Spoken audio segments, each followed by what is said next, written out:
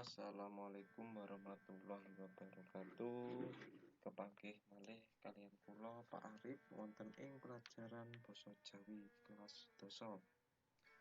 Dados pepanggihan menika ngrembug pitakenan ingkang sampun panjenengan garap minggu kapungkur.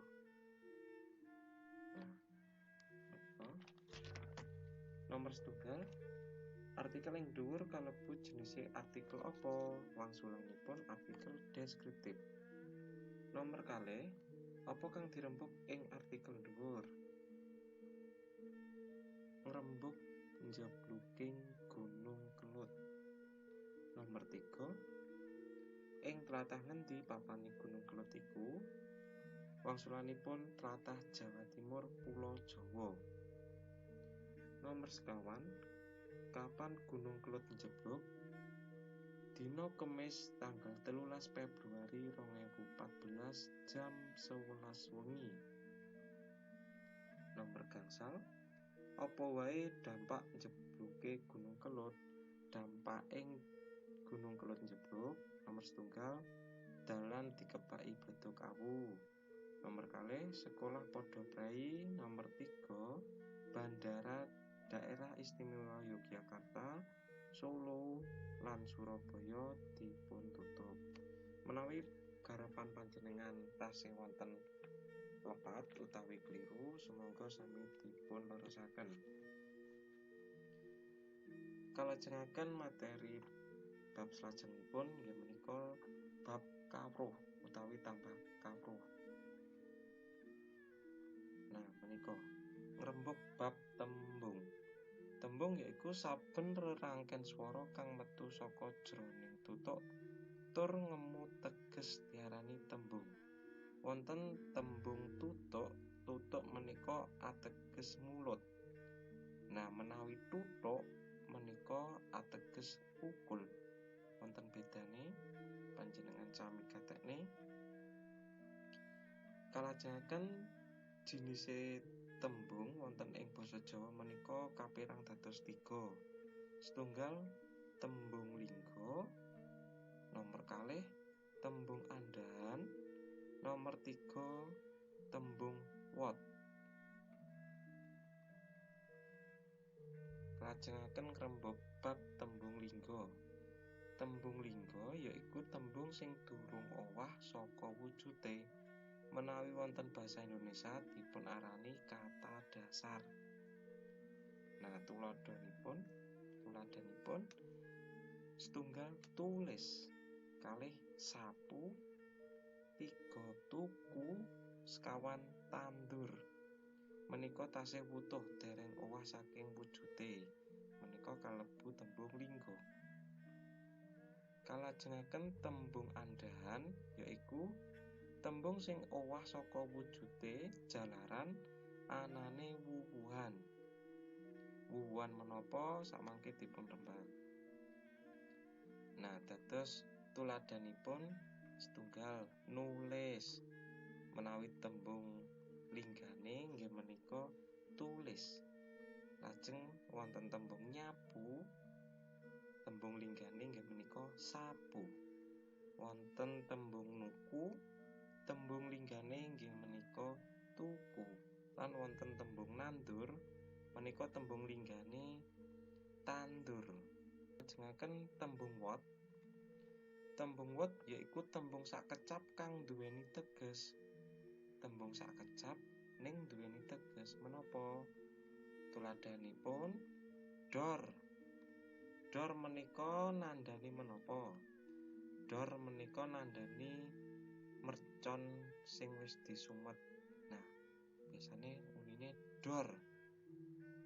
Utawi lawang sing nutup dhewe banter utawi seru merga jalaran anane angin. Nutup dhewe mak dor. Nah, kok lajeng wonten byur. Byur menika menapa? Byur menika umpami panjenengan sing caket lepen utawi kali menika sering ciblon utawi renang menika lek ne lompat mripat saking inggil lajeng slulup menika mesti unine byur gitu. Utawi panjenengan nyeblokne barang dateng toya utawi dateng banyu menika unine mesti byur. Lajeng kalau wonten tes menika nandhani toya kang ceblok ananging sekedhik miline ora batar menika tes. Nah, menika tembung sakecap kan duweni teges. Nah, salajengipun rembug bab wuwuhan. Wuwuhan yaiku tambahaning tembung kang dumunung ing ngarep, madya lan pungkasaning tembung lingga. Dumunung ing ngarep sampun cetha, ngarep menika di depan, madya menika di tengah, lan pungkasan menika di akhir kata dasar tembung lingga. Nah, wuwuhan ing basa Jawa kapérang dadi 3, yaiku ater-ater, seselan, lan panambang. Menawi wonten basa Indonesia, wuwuhan menika dipunarani imbuhan.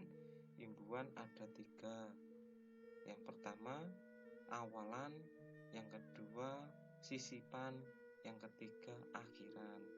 Menawi wonten basa Jawa dipunarani ater-ater, seselan, lan panambang. Kalajengaken ater-ater yaiku wuwuhan kang dumunung ing sakngareping tembung. Ater-ater ing basa Jawa kapérang dadi 3, yaiku setunggal ater-ater anuswara, kalih ater-ater tripurusa, 3 ater-ater liyane. Nah, sakmenika ngrembug bab ater-ater anuswara. Ater-ater anuswara diarani ater-ater kang nganggo swara irung amarga suarane mrengengeng. Nggih, mrengengeng menika diarani anuswara. Wujude wonten sekawan. Nah, wujude sing setunggal N. Menika kala wau tuladha sampun wonten nulis menika saking ater-ater anuswara N ditambah tembung lingga tulis dadose nulis. Wonten nandur ater-ater N ditambah tembung lingga tandur. Lajeng NY utawi nyo tuladhanipun nyapu menika saking ater-ater anuswara NY ditambah tembung lingga sapu. Lan nyokot menika saking tembung lingga cokot. Kalajengaken M utawi mo. Nah, menika wonten tuladha mangan. Mangan menika tembung lingganipun nggih menika pangan. Wonten milih menika tembung lingganipun pilih. Lan NG utawi ngeng. Nah, menika tuladhanipun ngetan. Ngetan menika tembung lingganipun wetan. Lan ngulon tembung lingganipun kulon. Kalajengaken ater-ater tripurusa. Tripurusa cacahing ater-ater tripurusa ana 3, yaiku dakodi. Nah, panjenengan mestine sampun nate mireng utawi sampun nate nyinaoni bab menika. Tuladhane yaiku dak tuku. Saking ater-ater tripurusa dak ditambah tembung lingga tuku. Dadine dak tuku. Tegese tak tuku utawi basa Indonesiane ku beli. Nggih, dak sanes ndak. Lek ndak menika ateges ora, menika kalebu dialek. Ndak. Nah, menika kalebu dialek. menawi dak tuku menika tataranipun sami kalian tak tuku, sing baku dak tuku. Lajeng kok, nah tuladanipun kok pangan, saking ater-ater Tripurusaka kok ditambah pangan dadose kok pangan, tegese kamu makan. Nah, kamu makan, kok pangan. Lajeng wonten disawang. Nah, disawang yang artinya menawi bahasa Indonesia nggih, menawi bahasa Indonesia artinya dilihat, ada seseorang yang melihat. Nah, menika. Lajeng wonten ater-ater liyane. Ater-ater liyane wujude yaiku a ditambah tembung lingga karya dadine akarya. Mo ditambah tembung lingga kumpul dadine makumpul. Nah, menika panjenengan serat sedaya damel tambah kawruh panjenengan. Sampun, menawi sampun, tugas dinten menika namung nyatet materi kemawon. Sasampunipun panjenengan foto lan dipun upload utawi unggah wonten Classroom. Nah, mboten wonten tugas dinten menika, panjenengan serat kemawon materi ingkang sampun kula andharaken. Kula pungkasi pepanggihan. Wassalamualaikum warahmatullahi wabarakatuh.